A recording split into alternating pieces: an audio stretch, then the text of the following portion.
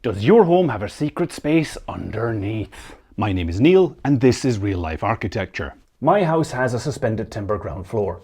Around 10 million homes in the UK have a floor like this.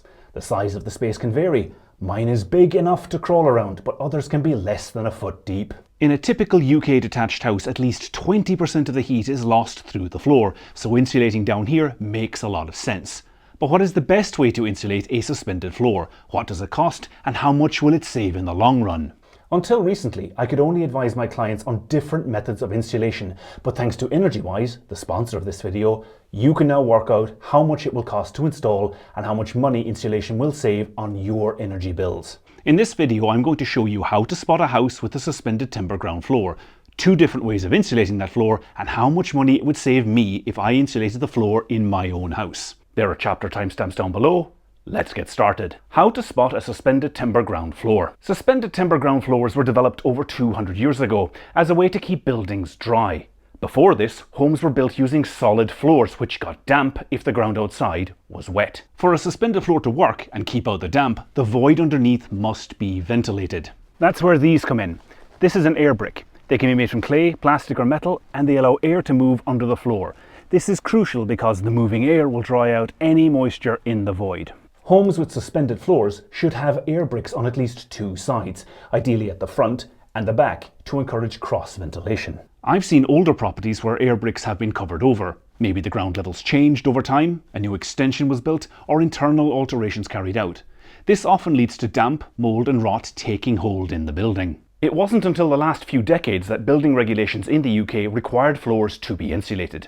Many homes with suspended floors have no insulation. My own house was built in the 1990s but has no insulation in the floor. If you are thinking about upgrading your home, keep in mind there are 2 ways to insulate a suspended timber ground floor. If your house has a suspended timber ground floor, the first thing you need to understand is how much space exists under that floor. The reason this matters is that the space down here will determine how the insulation is installed. And as with so many things in life, there's an easy way and a hard way to do the work.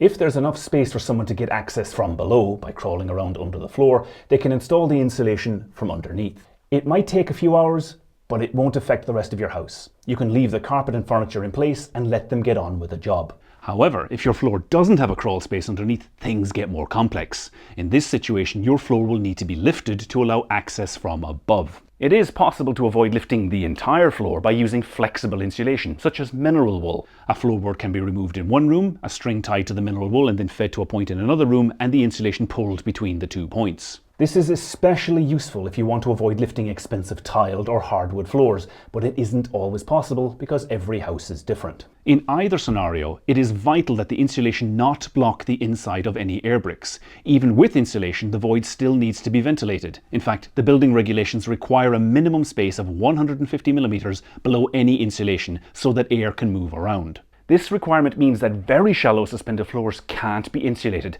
because the insulation would block the air from moving around and damp, mold and rot will eventually take hold. At this point you might be wondering, what will it cost and how much money could I save? I reviewed the Energywise online tool earlier this year, but they recently updated it to take the completion time down under 10 minutes. So I gave it another go from scratch. They have access to over 17 different databases, so once you enter your property address, they already know most of the important facts about the building. Its age, size, type of construction and heating system are already loaded into their system.